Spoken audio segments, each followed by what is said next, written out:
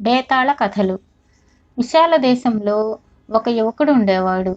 వాడి చిన్నతనంలోనే తల్లిదండ్రులు అకాల మరణం చెందడం చేత వాడిని మేనమామ పెంచి పెద్ద చేశాడు. వాడు పుట్టు మందబుద్ధి, చదువు వంటబట్టేది కాదు. అందరూ వాణ్ణి మందుడని పిలిచేవారు. వాడి తోటి వారు చదువులు ముగించి ఆస్థానంలో మంచి ఉద్యోగస్తులైతే వాడు మాత్రం ఎక్కడ వేసిన గొంగళి అక్కడే అన్నట్లు ఉండేవాడు. వాడి మేనమామ స్థితిపరుడు. అతడి కూతురు అనాకారి. మందుడికి ఆమెనిచ్చి పెళ్లి చేసిన కొద్ది రోజులకే వాళ్ళ మేనమామ చనిపోయాడు. మందుడికి రాజకొలువులో చేరాలని ఎప్పటినుంచో ఆశ. దానికి కావలసిన అర్హత సంపాదించడం కోసం తనకు అబ్బకపోయినా చదువుకోవడం మానలేదు. వాడి తెలుగు తక్కువతనాన్ని వాడి మిత్రులు వేళాకోళం చేసేవారు.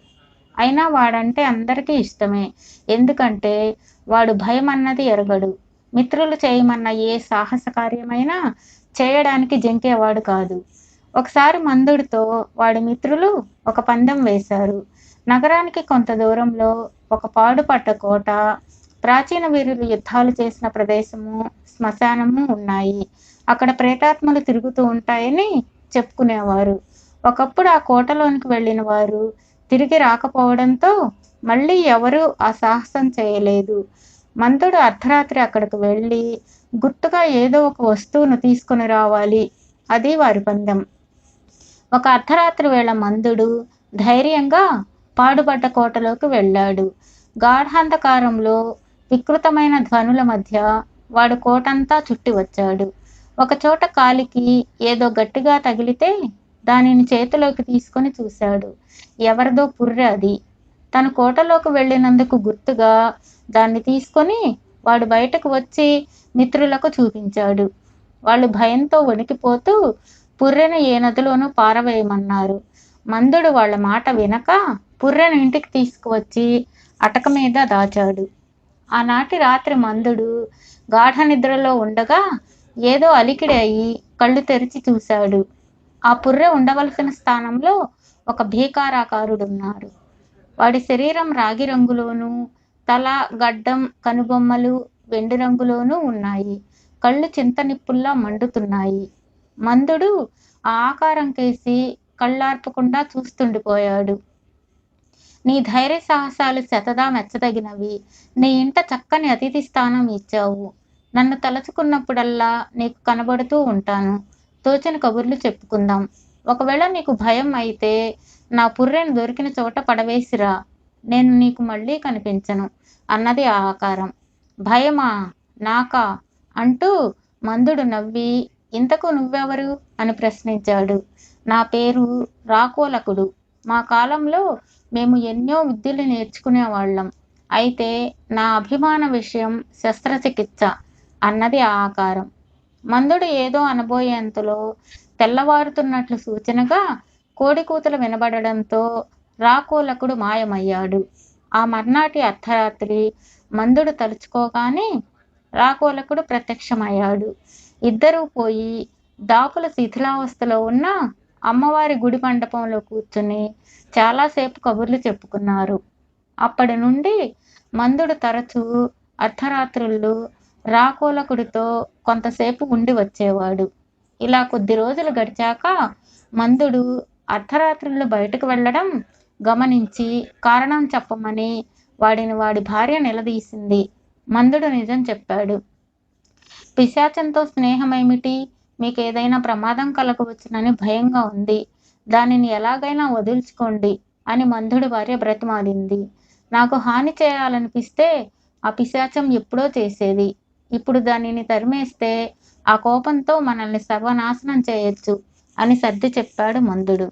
కొద్ది రోజుల్లోనే మందుడు ఎంత తెలివి తక్కువవాడో రాకోలకుడికి తెలిసిపోయింది. మొదట్లో మందుడికి తనకు తెలిసినవి నేర్పబోయాడు. అయితే వాడికి ఏ విషయము ఒకంతట అర్థమయ్యేది కాదు. వాడికి అవగాహన శక్తి లేదు. వాడి మందబుద్ధిని చూసి రాకోలకుడికి కోపం వచ్చేది. ఒకసారి చదరంగం ఆడుతూ ఉండగా మందుడు త్వరలోనే ఓడిపోయాడు. రాకోలకుడికి కోపం వచ్చి మాయమయ్యాడు. తన తెలివి మాలినతనాన్ని నిందించుకుంటూ మందుడు ఇంటికి తిరిగి వచ్చి పడుకుని నిద్రలోకి జారుకున్నాడు. నిద్ర మధ్యలో వాడికి విపరీతమైన బాధ కలిగి మెలకువ వచ్చింది. ఎదురుగా రాకోలకుడు కనిపించాడు. వాడి చేతిలో పదునైన కత్తి ఉంది. మసక వెలుగులో కూడా దానికి అంటి ఉన్న రక్తపు మరకలు కనిపించాయి. భయంతో మందుడికి స్పృహ తప్పింది. కొద్దిసేపు తరువాత మందుడు కళ్ళు తెరిచి చుట్టూ చూసేంతలో రాకోలకుడు చిన్నగా నవ్వి, "ఏం భయపడకు, నీకేం ప్రమాదం లేదు. నీలో తెలివితేటలు లేవు. నాకేమో సమవుజ్జీ కావాలి. అందుకే నిన్నిప్పుడు మేధావంతుణ్ణి చేశాను. ఇక నుంచి నీతో కాలక్షేపం చేసి నాకు విసుగనిపించదు" అన్నాడు. అతి స్వల్పకాలంలోనే మందుడికి విద్యలన్నీ క్షుణ్ణంగా అబ్బాయి. అసాధారణమైన వాడి తెలివితేటలు అందరినీ ఆశ్చర్యంలో ముంచాయి. రాజాస్థానంలో వాడికి పెద్ద ఉద్యోగం దొరికింది. తన భర్తలో వచ్చిన మార్పుకు పిశాచమే కారణమని మందుడి భార్య గ్రహించింది. ఒక రాత్రి మందుడు విచారంగా ఉండడం చూసి రాకోలకుడు వాడిని కారణం అడిగాడు. తెలిసి తెలియని వయసులో నా పెళ్ళయింది. నా భార్య అనాకారి. అయినా ఆమె అంటే నాకిష్టమే. ఆమెకు అందమైన అంగసౌష్ఠవం ఉంది. దానికి తగ్గ రూపం ఉంటే ఎంత బాగుంటుంది అని మందుడు వాపోయాడు. నీ భార్యను సౌందర్యవతిగా చేయగలను. అయితే కొంతకాలం నువ్వు ఆగాలి. వయసు, శరీరపు రంగు, ఎత్తు అన్నీ సరిపోయే ముఖం కోసం వెతకాలి అన్నాడు రాకోలకుడు. మందుడికి ఆ మాటలు పూర్తిగా అర్థం కాకపోయినా తల ఊపాడు. 1 నెల తర్వాత రాకోలకుడు మందుడిని నిద్రలేపి, "ఒకసారి నీ భార్య కేసి చూడు" అన్నాడు ఉత్సాహంగా. మందుడు పక్క గదిలోనికి పోయి భార్యను చూసి తన కళ్ళను తానే నమ్మలేకపోయాడు. దేవతా స్త్రీల అందాన్ని తలదన్నే అందంతో అతని భార్య కనబడింది. మర్నాటి ఉదయం అద్దంలో తన రూపం చూసుకొని మందుడి భార్యకి ఎవ్వున కేక వేసింది. మందుడు ఆమెకు ఆ రూపం రాకోలకుడి వల్ల వచ్చిందని చెప్పాడు. తనకు అందమైన రూపం వచ్చినందుకు సంతోషించడానికి బదులు పిశాచంతో స్నేహం ఏ అనార్థాలకు దారితీస్తుందో అని ఆమె భయపడింది. ఇలా ఉండగా మందుడికి ఒక విషయం తెలియవచ్చింది. అదేమంటే తన భార్యకు ఇప్పుడున్న తలగల స్త్రీ పొరుగు దేశంలో ఉండేదట. ఆమెనెవరో చంపి తలలేని మొండెం విడిచిపెట్టారట. ఆమె భర్త హంతకుడి కోసం వెతుకుతూ ముందు నగరానికి ఏ క్షణమైనా రావచ్చు అని చెప్పారు. ఆ రాత్రి జరిగిందేమిటో చెప్పమని మందుడు రాకోలకుణ్ణి నిలదీశాడు. దేవతలలాగా వరాలిచ్చే శక్తి నాకు లేదు. నాకు తెలిసిందల్లా కొన్ని రహస్య విద్యలు, శస్త్రచికిత్సలు. నిన్ను మేధావిగా ఎలా చేశాననుకున్నావు? నీ మెదడు తీసేసి దాని స్థానంలో ఒక మేధావి మెదడు అమర్చాను. అలాగే నీ భార్య తలను తీసేసి ఆ స్థానంలో ఒక రూపవతి తల ఉంచాను అన్నాడు రాకోలకుడు. ఇదే నువ్వు చేసిన నిర్వాకం. అయితే ఆ రూపవతిని చంపింది నువ్వేనన్నమాట అని మందుడు మండిపడ్డాడు. కోపంతో రాకోలకుడి కళ్ళు అగ్నిగోళాలయ్యాయి. వాడి బిగ్గరగా, "గతంలో లోపాలు చేయడం వల్లనే ఈ పిశాచ రూపం వచ్చింది. ఇంకా పాపాలకు ఎలా ఒడిగడతాననుకున్నావు? కారణాలు నాకు తెలియవు. ఆమెనెవడో తల నరికి చంపాడు. ఆ తలను నేను ఉపయోగించాను" అన్నాడు. "ఆ ఘోరం జరుగుతుంటే ఎందుకు ఆపలేకపోయావు" అని మందుడు కోపంగా అడిగాడు. "మళ్ళీ నువ్వు పొరబడుతున్నావు. దేవతల్లా నాకు భూత భవిష్యత్తులు తెలియవు. మనుషులు చేసే సాహస కార్యాలను అరికట్టడం నా పని కాదు" అంటూ రాకోలకుడు భుజాలు ఎగరేశాడు. "అది సరే, ఇప్పుడు ఆ రూపవతి భర్త హంతకుణ్ణి వెతుక్కుంటూ ఇక్కడికి రావచ్చు. నా భార్య వాడి కంటబడితే ఇక నా పని అయినట్టే. నేనే వాడి భార్యను చంపానని వాడు రాజు దగ్గర ఫిర్యాదు చేస్తే నా గతేం కావాలి" అని మందుడు తల పట్టుకున్నాడు. "అలా జరిగితే వాణ్ణి ఇక్కడికి తీసుకురా. జరిగిందంతా నేను చెబుతాను" అన్నాడు రాకోలకుడు. "నువ్వు చెబుతావు సరే, వాడు నమ్మాలి కదా. వాడు మొదట నీ ముందు ధైర్యంగా నిలబడాలి కదా. తీరా వాడు నీ మాటలు నమ్మకపోతే రాజస్థానానికి వచ్చి నువ్వు సాక్ష్యం ఇవ్వగలవా? ఇచ్చిన పిశాచాన్ని ఎవరు నమ్ముతారు? నాకు ఉరిశిక్ష తప్పదు" అని మందుడు భోరుమన్నాడు. అది చూసి రాకోలకుడు విరగబడి నవ్వి, "భయపడకు, నిన్ను వదులుకోను. నిన్ను రక్షించుకోవడానికి నా శస్త్రాన్ని మళ్ళీ ప్రయోగిస్తాను. వాడు నీ మీద ఫిర్యాదు చేసిన రాత్రి వాడి తలను నీకు, నీ తలను వాడికి మారుస్తాను. నిన్ను బంధించడానికి వచ్చిన రాజభటులు నీ రూపంలో వాడిని తీసుకుపోతారు. రాజు వాడిని శిక్షిస్తాడు. వాడి రూపంలో ఉన్న నీకే హాని జరగదు. ఎలా ఉంది ఈ రాకోలకుడి పథకం అన్నాడు.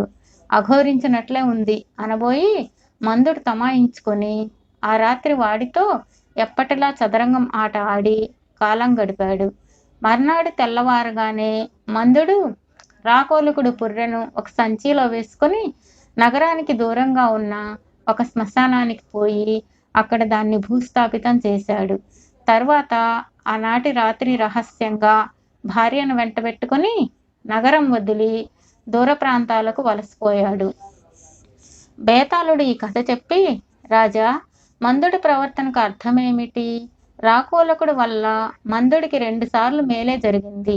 3వసారి కూడా వాడు తను అన్నట్లు చేసి ఉంటే మందుడికి వలసపోవలసిన దురవస్థ తప్పేది కదా. రాకోలకుడితో స్నేహం మాని వదిలించుకోమని మందుడి భార్య పోరినా మొదట్లో మందుడు వినలేదు. చివరకు భార్య ప్రోద్బలం లేకుండానే మందుడు రాకోలకుడిని వదిలించుకున్నాడు. పిశాచంతో తనకు అవసరం తీరిందనా? మందుడు మేధావి అయి ఉండి మేలు చేసిన రాకోలకుడి పట్ల అతడి ప్రవర్తన కృతజ్ఞతకు నిదర్శనం కాదా? ఈ సందేహాలకు సమాధానం తెలిసి కూడా చెప్పకపోయావో నీ తల పగిలిపోతుంది అన్నాడు. దానికి విక్రమార్కుడు, మందుడు కృతజ్ఞుడని అనలేం. అతడి ప్రవర్తనకు పూర్తిగా అర్థం ఉన్నది. వాస్తవానికి రాకోలకుడి అవసరం మందుడికి లేదు. మందుడి అవసరం రాకోలకుడికి ఉంది. రాకోలకుడు నిస్వార్థంగా మందుడికి మేలు చేయలేదు. తనకు సమబుద్ధి కావలసి వచ్చి మందుడు కోరకుండానే వాడి మెదడు మార్చాడు. తన మెదడు స్థానంలో ఇంకొకరిది ఉందన్న వాస్తవం మందుడికి తెలియదు. దేవతల వరంలాగా రాకోలకుడు తనకు తెలివితేటలు ఇచ్చాడని వాడు అనుకున్నాడు. అందుకే తన భార్యకు అందాన్ని ఇవ్వమని కోరాడు. రాకోలకుడుకు తను చేసింది చెప్పాక మందుడికి నిజం తెలిసింది.